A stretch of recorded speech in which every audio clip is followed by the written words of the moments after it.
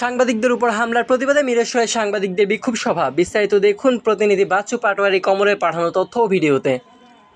চট্টগ্রামের সীতাকুণ্ডে সলিমপুরে সংবাদ সংগ্রহ করতে গিয়ে ৭১ টেলিভিশনের চট্টগ্রাম ব্যুরো প্রধান হোসেন জিয়াদ ও চিত্র সাংবাদিক পারভেজের উপর হামলার প্রতিবাদে মিরেশ্বরের সাংবাদিকেরা বিক্ষোভ ও প্রতিবাদ সভা করেছেন।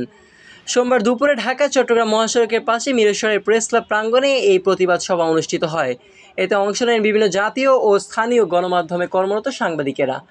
সভায় সভাপতিত্ব করেন দৈনিক আমার দেশ পত্রিকার মিরেশ্বরের প্রতিনিধি ও জ্যেষ্ঠ সাংবাদিক নুরুল আলম। সঞ্চালনা করেন দৈনিক নয়াদিগন্ত প্রতিনিধি এম মাইনুদ্দিন। বক্তব্য রাখেন দৈনিক আজাদী প্রতিনিধি মাহবুবুর রহমান পলাশ, সমকাল প্রতিনিধি বিপুল দাস, ভোরের দর্পণ প্রতিনিধি আশরাফ উদ্দিন, মানব জবিন প্রতিনিধি আনোয়ারুল হক নিজামী এবং ইত্তেফাক প্রতিনিধি মোহাম্মদ ইউসুফ। এছাড়া সভায় উপস্থিত ছিলেন বিভিন্ন গণমাধ্যমের প্রতিনিধিরা, যেমন প্রথম আলো, কালের কণ্ঠ, বণিক বার্তা, চ্যানেল এস, ইনকিলাব, ২১ টেলিভিশন, মোহনা টিভি, বাংলা টিভি সহ অন্যান্য সংবাদ মাধ্যমের সাংবাদিকেরা।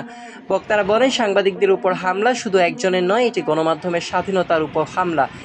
তারা হামলাকারীদের দ্রুত গ্রেফতার ও দৃষ্টান্তমূলক শাস্তির দাবি জানান।